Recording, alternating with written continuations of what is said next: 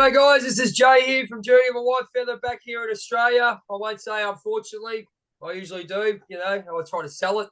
I love Canada and can't help Canada because I've got a friend of mine from Canada over here. I went and saw some black bears, that was great. Come back and saw some kangaroos and koalas, but I see them all the time. So I've got Laverne from, I'm going to say 7 hours from Calgary, 4 hours from Edmonton. He's a personal development mentor. So you've been through a bit in your life, my friend. I've watched a lot of your videos, and that's why I reached out to you to get you out there because I think you have a story that people need to hear. So welcome, fellow Canadian. I love Canadians. I wish I was one sometimes. Thank you. I'm happy to be here. And I wish that I was an Australian until I remember about all the snakes you guys have, and I'm happy to be The here in snakes, Canada. yeah. I went up, right? I got called Steve Irwin 100 times because apparently I sound like Steve Irwin, right? Because I talk like, and all I did, they want me to do Steve Irwin impersonation. I got the big snake, mate. Look at that big snake going to come and get you. Snakes aren't that big, mate. The black and brown ones, they'll kill you. But anyway, because I got anything. But, it's just like the bears. Everyone's going, oh, why are you going near bears for? They're 6 foot. I go, oh, they're beautiful creatures, mate. Yeah. Great to You see can them in the carry wild. bear spray for bears, though. I don't know what you guys do for brown snakes, so it's Stay just away. scary to me. Stay away from them. But here we are talking about yourself, mate. I reached out to you because I saw a lot of your videos on TikTok. I think I saw your story from pretty much the start when you actually came upon the platform, and you're just here to share the experiences you've had. And I see a lot of the videos, he's just getting into that positive mindset that we're all doing that. I will call it an awakening process, personal development, growth, whatever you want to call it. But it's something that you can tell yourself you're very passionate about. You've been through a bit of stuff. So this is a platform for you, my friend. Welcome to a chat with Jay. And I'm going to leave it over to you. Tell us a little bit about yourself. How did you get to this point in your life? Oh man, it's been quite the ride, I gotta say. And until I learned that all of those experiences were actually making me a stronger and better person, it wasn't a very fun ride at all. Um, I grew up in a cult, and Oh, of really? course, when you're, Wow. yeah. So when you're a child, you don't realize that you're in this strange environment Sorry. because it's just normal to you, right? Yeah, of course. Um, and one of those things that is normalized where I grew up is sexual abuse, and Wow. Oh, here we I okay. was, yeah, I was sexually assaulted, and all of my friends in my age group, we all knew what was going on, and they were all telling their parents, and yet, I was left out for as prey, or to be preyed upon by this individual. And then when I told my parents, I was eventually brought back there again and re-victimized, which at that time, it took me 40 years to realize it, or 30 years to realize it, is I suffered an extremely deep abandonment wound when that happened, because I was physically left to be, abused, and so nothing was ever done about it. The abuse continued for years to other people. Luckily for me, it that was it for me. Um, I had a very violent mother growing up, and it was that whole unhealthy, toxic kind of parent, and then empath child dynamic, where the empath child is the scapegoat, gets all the abuse, gets all the punishment, That's and interesting. I'm sorry to cut you off. That's very interesting because a lot of people that I do speak to, you said that you've gone through this part of your journey and they felt that they were an empath when they were younger. I mean, I felt that myself. Can I just to go off a little bit off track? Did you feel at a young age you felt this at a young age, and did you have any inkling of, like, I guess talking to, I mean, we always talk to our invisible friends and all those and make jokes about it, but we actually do it, don't we? mhm. Yeah, so I had some invisible friends growing up. A lot of my childhood I can't remember. Okay. Uh, and I think probably because of dissociation or whatever it might have been. Mm. But I do remember, so I was 40 years old before I even began entertaining the idea that I might be an empath because I didn't even know what it was. Okay. And what But was I what was the point of life that you understood that you could have been an empath at that age? after my divorce Okay. and Great. started breaking down who I was, right? Great. Uh, yeah. Um, Great. but I was always very caring child. I was always like, I had 8 siblings. We'd all go to the store and I'd be the first one out of candy because I was sharing with all my siblings. Right. I always shared a lot. So I think there was that. I remember looking at magazines and seeing pictures of people and just being bothered for weeks, like feeling sorry for them. Um, Okay. that's what I remember or what I can see from that time as me being an empath. Anyway, I got a lot of violent punishment for things that my siblings wouldn't get in trouble for. Sometimes I would get punishment for them, and sometimes I would Yeah. get punishment for things that I didn't even do. Mm. And it is what it is. I carried a lot of rage in my system towards my mom for many years. Yes. Um, and actually I was a very angry young man. And when I was about 18 or 19, I realized that I couldn't live with anger. It didn't serve me. I wasn't going to be happy. And I wish I could remember how I got rid of it, but I just realized that I need to get rid of it. And so I did, but I didn't do any healing.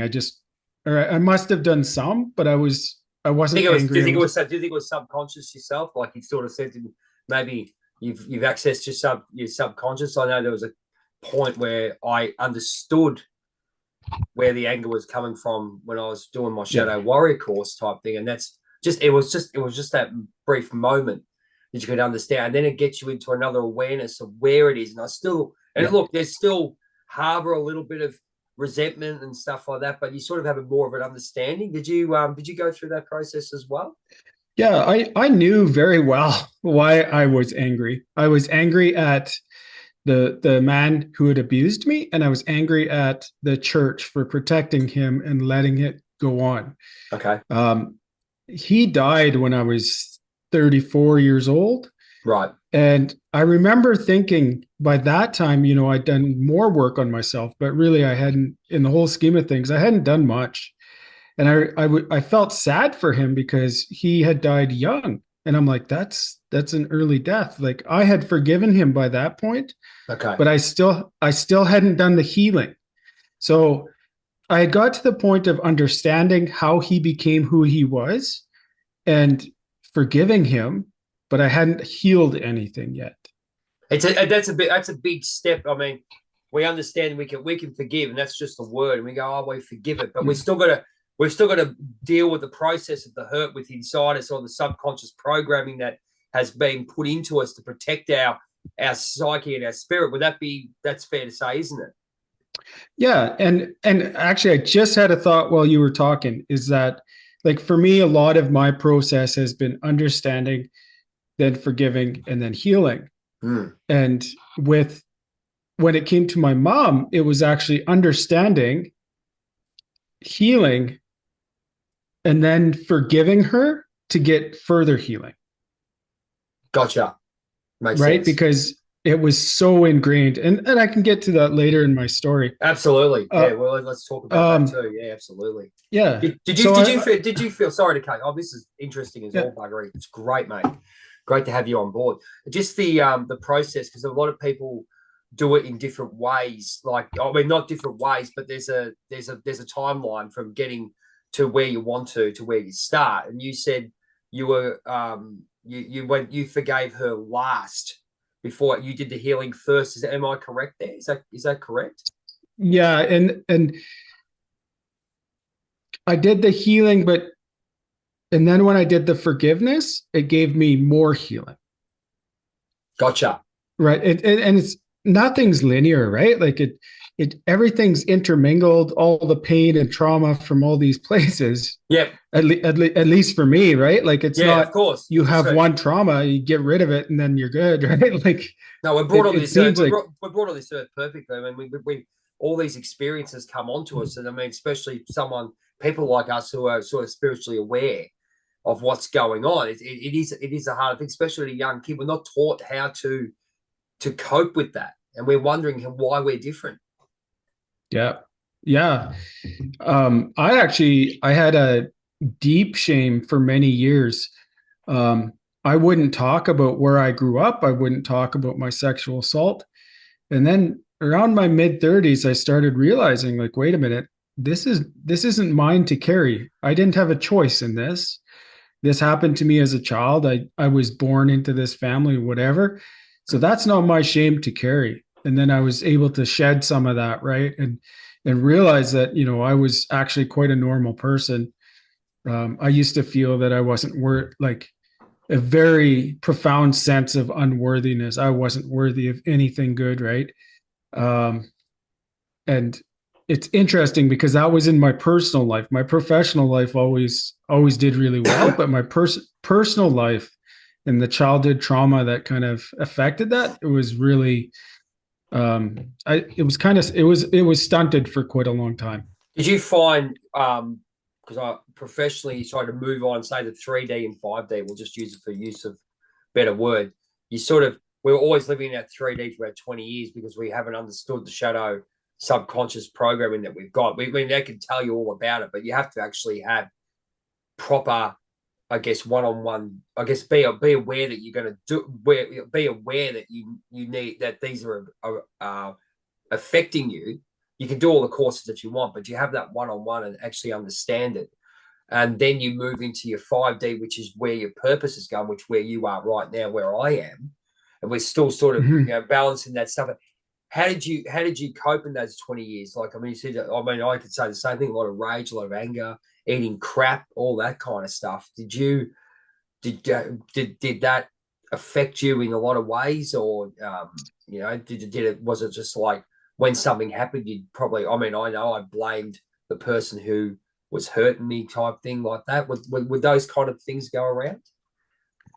Yeah, like I wasn't even I look back and I was so unaware, like just so asleep for lack of a better term. Like Yeah, um, absolutely.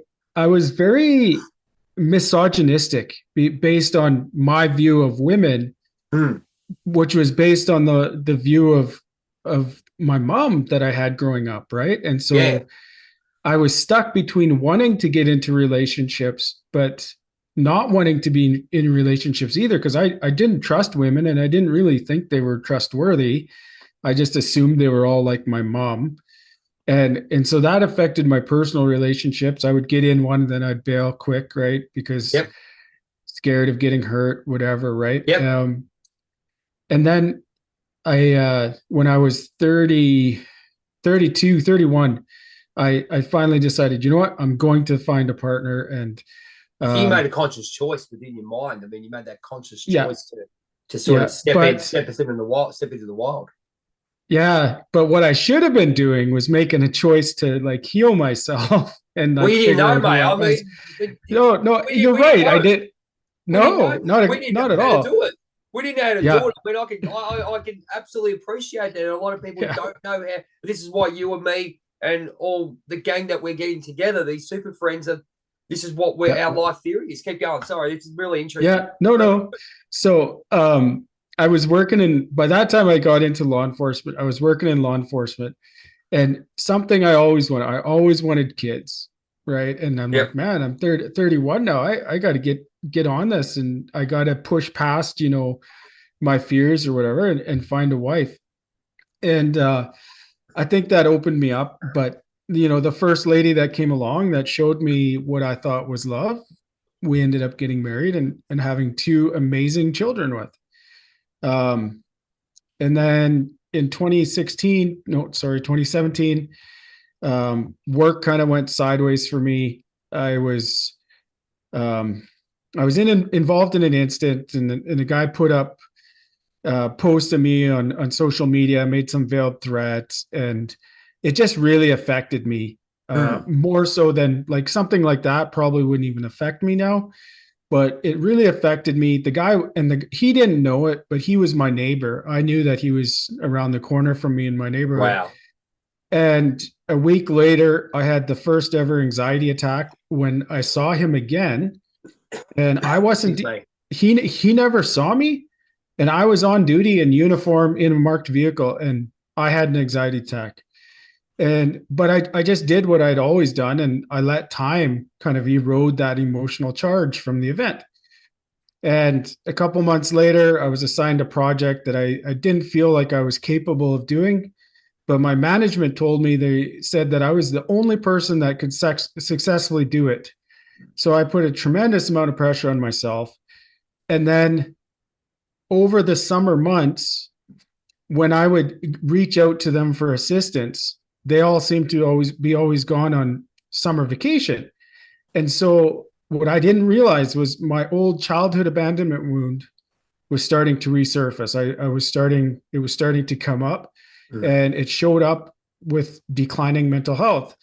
I was irritable, and then I would get angry. And then, 4 months into the project, by October, I would have bouts of rage, and I would just fly off the handle. And I've always been a pretty chill guy. So, that was a pretty big red flag for me. It took my ex-wife 2 months to convince me to go to counseling. I walked into counseling. Within 5 minutes, the therapist looks at me and says, "You need a break from work." So I ended up taking some time off from work. It took 3 weeks. And I noticed that I didn't feel any better. I'm like, nothing's changing. Like I don't want to go back to work. But I did because there was a course that I wanted to attend. So I came back to work, and one of the first things I did was yell at one of my supervisors. And that should have been a huge red flag.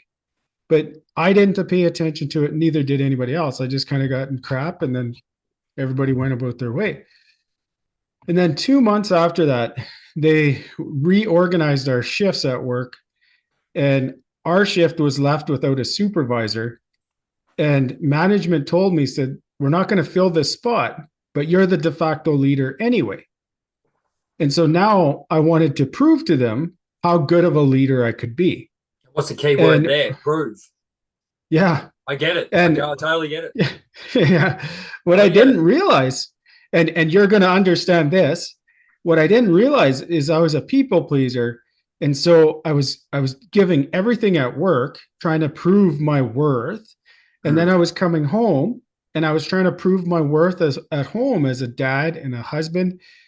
And I wasn't leaving anything for myself. There was You weren't nothing, proving no anything. energy. Exactly. I always say you're the diamond you're the diamond that you've always wanted. And I only realized that only 6 months ago that the amount of time we put into others, especially when you have those issues or have those you have that childhood or those experiences, and we're not really taught like we are now, and it plays a big part there, mate. It's you just Oh don't yeah. realize until you actually wake up like we have and go, Yep. they all think we're mad. If some people still think we're crazy, but what it's a case of being. They said you can be accountable. Yeah, great. But who are you accountable for? For everyone else or yourself? Yeah. Yeah. So much. And um, so there I was trying to prove how much I could be. And in the province of Alberta, where I'm from, the government has what's called the Selective Traffic Enforcement Program, Right. and it dictates what law enforcement agencies should focus their traffic enforcement efforts on for each month.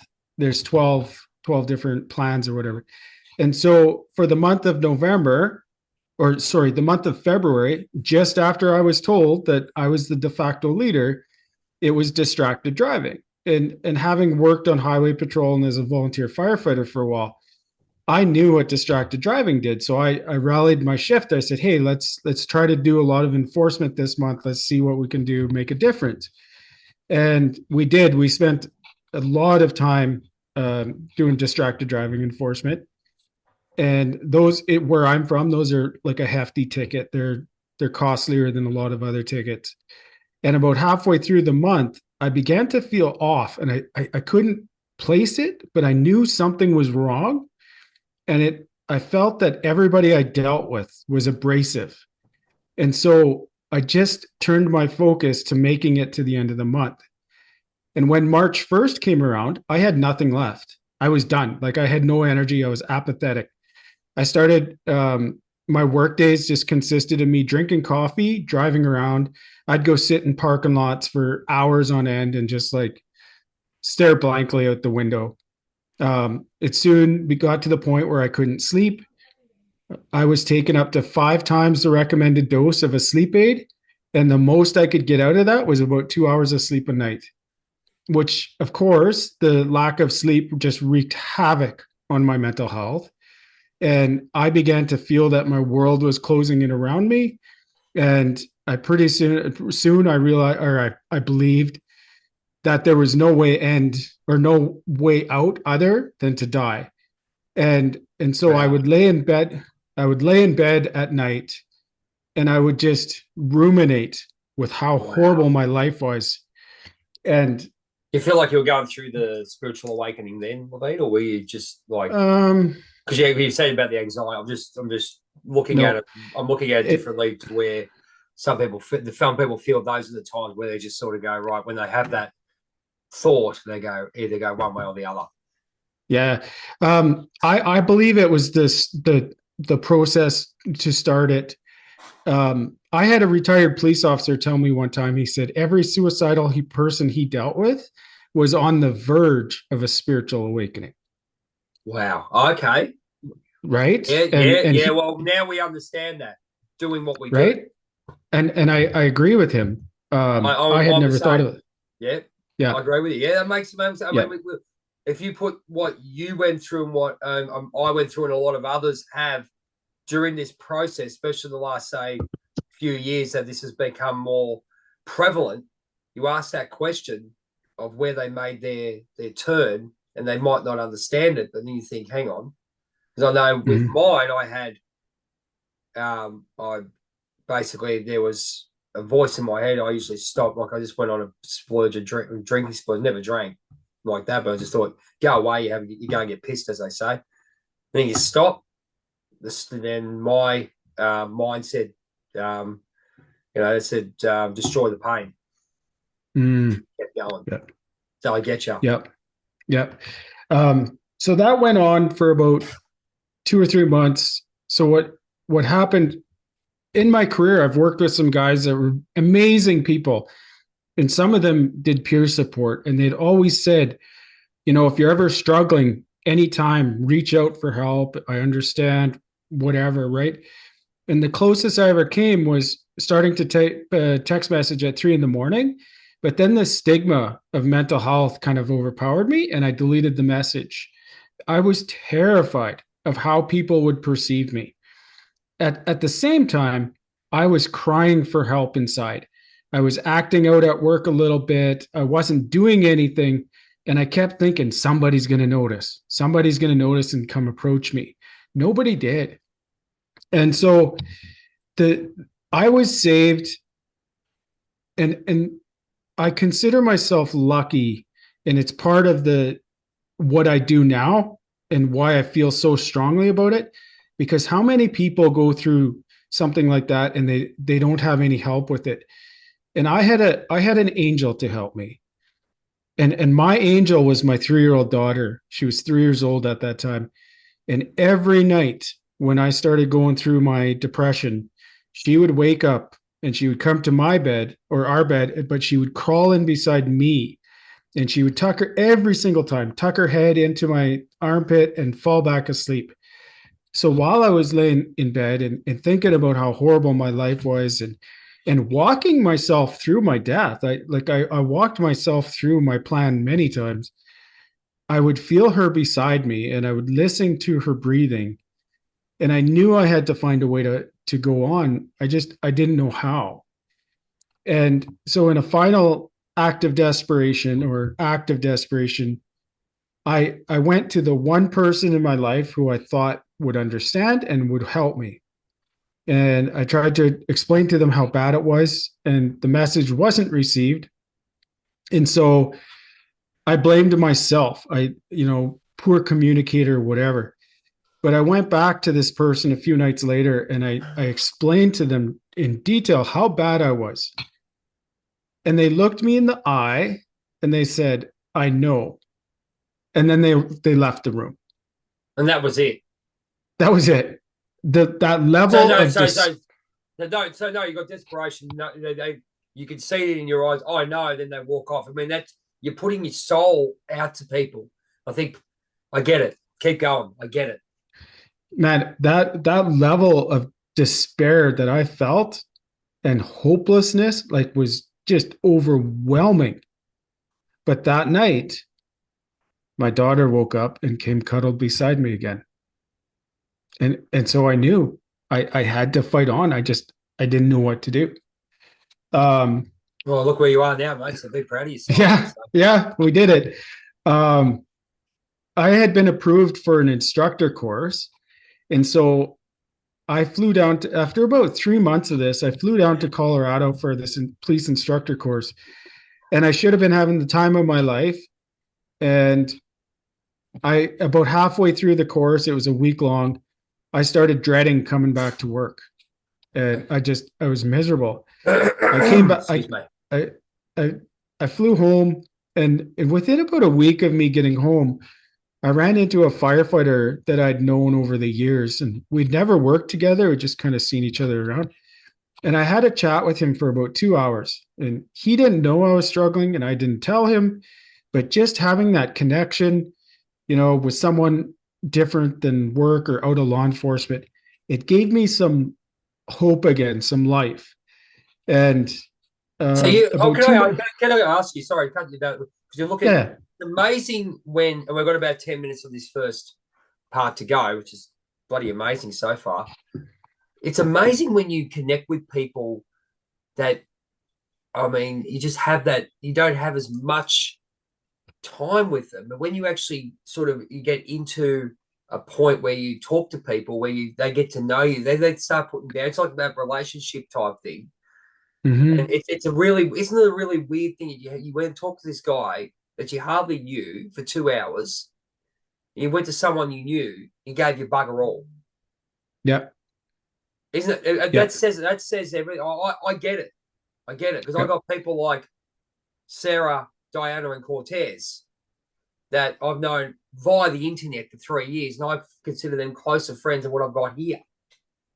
It's friggin' weird, isn't it? I'm not surprised at all to hear that. And I'm a part of men's groups and in coaching and stuff. And I tell people all the time, it's when you're looking for help, don't necessarily look right around you. Look to the outskirts of your social circle. Sometimes those are the people that will help you the most. And that was the case with me. But in my case, I had surrounded myself with people that weren't good for me. And you realize that too with regards to even at work and all that stuff. Yeah. And did you think, okay, I'll put you in this position then. I feel the same way. Yeah, we got because of the fact we didn't know what was going on, we put ourselves into positions and not knowing and understanding boundaries and shadow work and all our problems. Do you think it was a case of didn't know how to put boundaries and cope in that situation with those kind of people to know, okay, you're a workmate, I'll be respectful. Hello, how are you? Hope your life's well, da. Then withdraw. Do you think that's lacking? That was lacking? Because I feel that is lacking in a lot of us that sort of connect in the world. We go to work, nice people. No, they've got their own journey. Yeah. But there's someone I wouldn't want to go out and have a drink with, or you got your limit. Does that make sense to you? And all and probably enhance what's going on. Yeah. Yeah, there's a lot of that. Part of it was Well, first of all, I had no idea what boundaries were, right? So I wasn't Yeah, there. catch up. There, Yeah. there were no boundaries in my life. Um, Yes, agreed. when I had been with that agency for about 2 years by the time I had my mental health crisis, and yes, I did surround myself with people that didn't necessarily have my best interests in mind, or weren't the type of people to look out for me. However, when I first started there, I we had many social events, our shift and stuff like that, but the shifts got scrambled around, and then so that makes it hard because now you don't have any friends on your shift. But then I used to host barbecues because I love to barbecue, and my ex-wife at some point became an introvert and didn't want me inviting people over to the house anymore. Oh, And so God. I started losing touch with some of my friends from work, right? And other friends as well. So that made it more isolating by the time I had my mental health crisis. Right. Well, on that note, we've got about 3 minutes to go on this first episode, part one. Amazing story. We're going to move into your spiritual awakening and how much it has impacted yourself. You can see your aura for the way you are, and that's why I reached out, because I think, and I'm so glad I did. The story that you're giving now, a lot of people can refer to it, because I mean, there's not as much people out there doing what we're doing, getting people's story out.